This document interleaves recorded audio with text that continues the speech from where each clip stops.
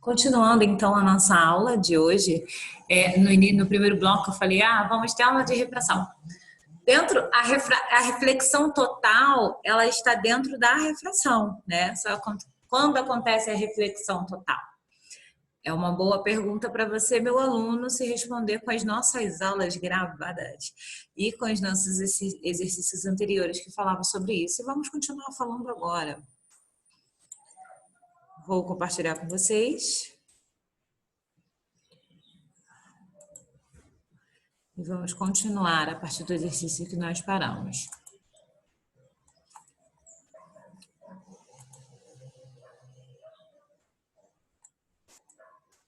Então, vamos lá, galera. Continuando.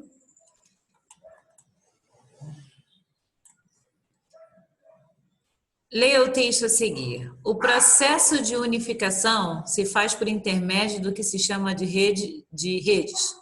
Seria, portanto, pela unificação que adviria o fracionamento. As redes são vetores de modernidade e também de entropia. Mundiais veiculam um princípio de ordem, uma regulação a serviço de atores hegemônicos na escala planetária. O texto indica a transformação que passaram a caracterizar o mundo globalizado. Para que essa mudança se concretize, era preciso consolidar um sistema mundial conectado em redes e capaz de transmitir dados e vozes com velocidades cada vez maiores e com as melhores qualidades. Uma nova tecnologia passou a converter os dados digitalizados com a maior velocidade possível, por meio de um sistema no qual a informação é basicamente canalizada. Isso tornou as conexões na internet mais rápidas, diminuindo o tempo para transferências e cópias de arquivo.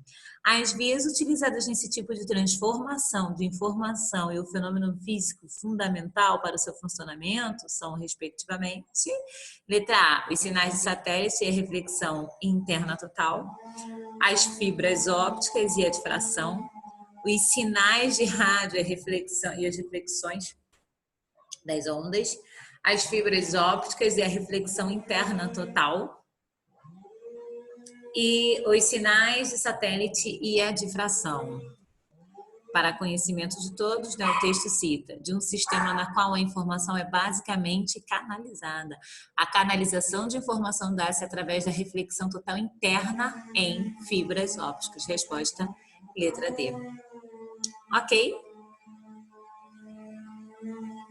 Quinta questão de hoje.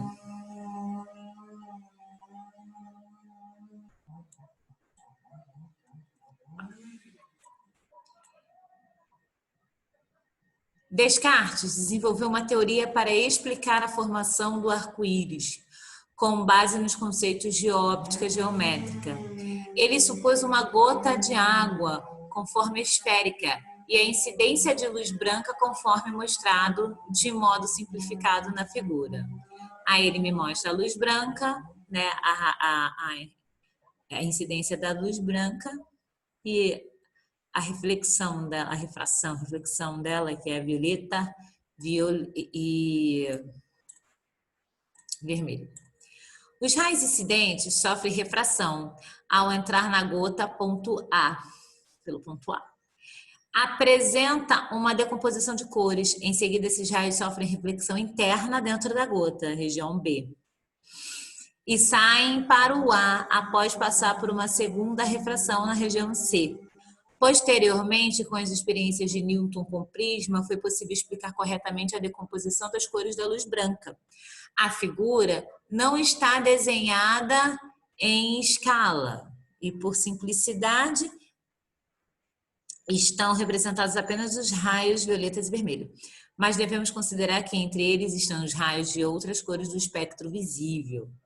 Sobre esse assunto, avalie as seguintes afirmativas. O fenômeno de separação de cores, quando a luz sofre refração ao passar de um meio para o outro, é chamado de dispersão. Ao sofrer a reflexão interna, cada raio apresenta ângulo de reflexão igual. Ou ao seu ângulo de incidência, ambos medidos em relação à reta normal no ponto de incidência. Ao refratar na entrada da gota A, no ponto A na figura, o violeta apresenta menor desvio, significando que o índice de refração da água para o violeta é menor que o vermelho. Assinale a alternativa correta. Agora eu tenho que manjar dos paranauê aqui, né? Da parte teórica sobre reflexão e refração. Então, a primeira, vamos comentar. Verdadeira. Dispersão é o fenômeno que ocorre quando um feixe de luz policromático sofre refração, com separação de cores componentes. Segunda afirmação. Verdadeira, o ângulo de incidência é igual ao ângulo de reflexão. Essa é a segunda lei da reflexão da luz. Terceira é falsa. A radiação da violeta é maior, apresenta maior desvio. Ok. Resposta certa, letra C. Vamos aqui para a nossa última questão de hoje. Analise as afirmativas a seguir. Em virtude da refração na atmosfera terrestre, um observador na Terra pode ver o Sol, mesmo quando esse está totalmente abaixo da linha do horizonte.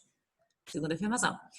Quando a luz passa do ar para a água, existe um ângulo de incidência para o qual ocorre a reflexão total.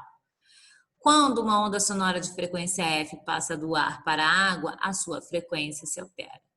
É correto afirmar qual que está vamos falar, né, de cada composição, de cada afirmação. A primeira. Em virtude da refração na atmosfera terrestre, um observador na Terra pode ver o Sol mesmo quando está totalmente debaixo da linha do horizonte. Correta. É o desenho. Como a atmosfera é transparente, mas não homogênea, os raios solares sofrem desvios ao atravessá-la, fazendo com que o pôr do sol seja uma miragem. Eu acho que eu já comentei, não, mentira, eu comentei porque eu não estava esse ano com vocês, né? Mas eu sempre, para os meus alunos do terceiro ano, eu sempre falei isso. O pôr do sol, gente, é uma miragem. Ele já não está mais ali. Como na refração, as radiações de menor frequência, vermelha, amarela e alaranjada, sofrem menor desvio. O observador vê a imagem do Sol com predominância dessas cores. Daí aquele tom roseado, às vezes alaranjado, né? A figura ilustra esse fenômeno de maneira exagerada, mas está aí para vocês verem. Terra, o observador, o Sol, a linha do horizonte, a dispersão, né, do vermelho ao violeta, do violeta ao vermelho, e a imagem que eu realmente percebo por conta da dispersão. Segunda afirmação, o que ele dizia lá? Quando a luz passa do ar para a água, existe um ângulo de incidência para o qual ocorre a reflexão total. Errada. O ar é menos refringente que a água. Ao passar do meio... gente, quando eu falo mais refringente, menos refringente, pensa no meio mais denso, meio menos denso, que ajuda você a entender. Mais denso, mais refringente. Menos denso, menos refringente. Ok? Só para vocês não ficarem com medo dessa palavra. Errada, segunda afirmação, o ar é menos refringente que a água. Ao passar do meio menos para o mais refringente. A luz aproxima da normal, não ocorrendo reflexão total. Este fenômeno só ocorre quando o sentido de propagação da luz é do meio mais para o menos refringente, quando o ângulo de incidência é maior que o ângulo limite. Já é a segunda vez que a gente fala aqui hoje, né, sobre isso. Terceira, errada.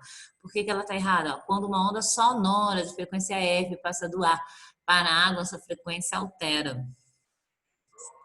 Na refração, não há alteração de frequência. Ok, turma? Esse foi os nossos exercícios de hoje. Então, continua aqui com a gente. Próxima aula a gente vai continuar falando sobre alguns assuntos parecidos com esse. E até lá!